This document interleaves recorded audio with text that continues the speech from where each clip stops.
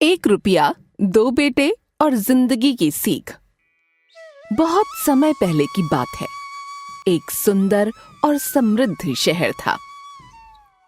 उस शहर की गलियों में व्यापार की रौनक रहती थी। बाजारों में चहल पहल होती थी और दूर दूर से लोग खरीद फरोख्त के लिए आते थे। उसी शहर में एक व्यापारी रहता था जिसका नाम लोग बड़े सम्मान से लेते थे। वो व्यापारी केवल धनवान ही नहीं था, बल्कि बुद्धिमान, धैर्यवान और ईमानदार भी था। उसने कभी छल कपट से धन नहीं कमाया। उसका मानना था कि गलत तरीके से कमाया गया धन इंसान को चैन नहीं देता। उसने जीवन भर मेहनत, सच्चाई और सही फैसलों के बल पर अपनी संपत्ति बनाई थी। लोग अक्सर कहते थे, इस व्यापारी के पास पैसा भी है और समझ भी। उसका घर बड़ा था, लेकिन सादा।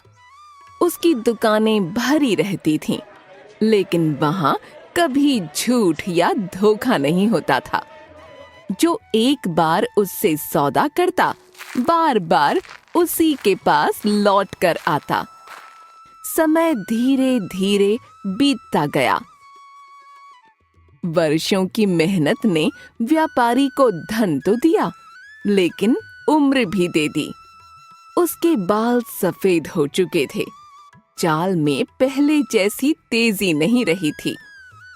आंखों की रोशनी कम हो चली थी। अब वह अक्सर खिड़की के पास बैठकर बाहर देखता रहता।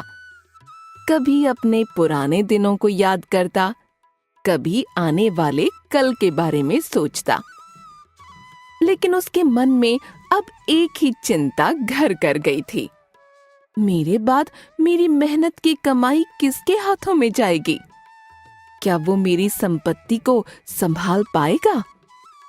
क्या वो धन का सही उपयोग करेगा या उसे व्यर्थ गंवा देगा? उस व्यापारी के दो बेटे थे। दोनों पढ़े लिखे थे, अच्छे कपड़े पहनते थे, समाज में सम्मान से रहते थे। बाहर से देखने पर लगता था कि दोनों बराबर हैं, लेकिन एक पिता का दिल जानता है कि बच्चों की सोच और समझ एक जैसी नहीं होती। बड़ा बेटा तेज बोलने वाला था, जल्दी फैसले लेने वाला, लेकिन धैर्य कम था। छोटा बेटा शांत स्वभाव का था, कम बोलता था, लेकिन हर बात को गहराई से सोचता था। व्यापारी चाहता था कि उसकी संपत्ति उसी बेटे को मिले जो केवल धन संभालना ही नहीं जानता हो, बल्कि जीवन की सच्ची कीमत समझता हो। लेकिन वो ये फैसला बिना परीक्षा के नहीं लेना चाहता था। कई रातें वो सोचते सोचते जागता रहा।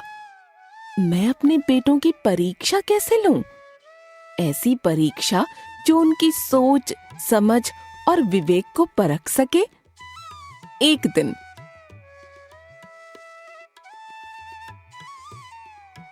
बहुत सोच विचार के बाद उसके मन में एक उपाय आया। अगली सुबह उसने दोनों बेटों को अपने कमरे में बुलाया। कमरे में सन्नाटा था। दीवारों पर पुराने दीपक टंगे थे और खिड़की से हल्की धूप अंदर आ रही थी। व्यापारी ने दोनों बेटों को ध्यान से देखा। फिर उसने अपनी मुट्ठी खोली और दोनों के हाथ में एक एक रुपया रख दिया। गंभीर स्वर में उसने कहा, आज मैं तुम दोनों की परीक्षा लेना चाहता हूँ। ये 1 रुपया लो। इस 1 रुपए से ऐसी चीज लेकर आओ जिससे हमारा पूरा घर भर जाए। लेकिन ध्यान रखना, इस काम में ज्यादा समय नहीं लगना चाहिए। दोनों बेटे ये सुनकर हैरान रह गए। 1 रुपये से पूरा घर भर देना, ये बात उन्हें अजीब लगी। लेकिन पिता के सामने कोई सवाल नहीं किया। दोनों चुपचाप घर से निकल पड़े। पहला बेटा सीधे बाजार पहुंचा। बाजार में रंग बिरंगी दुकानें थीं। कपड़े, अनाज, बर्तन, खिलौने। वो एक दुकान से दूसरी दुकान तक घूमता रहा। कभी वो सोचता शायद अनाज खरीद लूं, फिर सोचता 1 रुपये में कितना अनाज आएगा। कभी कपड़े की दुकान पर जाता, लेकिन तुरंत निराश हो जाता। उसके मन में बार बार यही विचार आता, 1 रुपये में क्या ही खरीदा जा सकता है।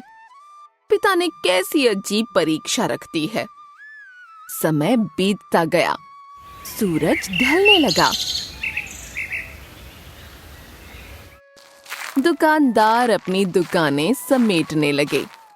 बाजार की रौनक कम होने लगी। पहले बेटे का मन और भी बेचैन हो गया। वो जितना सोचता उतना ही उलझता चला जाता। आखिरकार थक कर उसने हार मान ली। निराश मन और खाली हाथ वो घर लौट आया। दूसरी ओर छोटा बेटा भी बाजार पहुंचा था, लेकिन उसका तरीका बिल्कुल अलग था। वो तेजी में नहीं था। वो हर चीज को ध्यान से देख रहा था, लोगों को, दुकानों को, माहौल को। उसने सोचा, पिता की परीक्षा आसान नहीं हो सकती।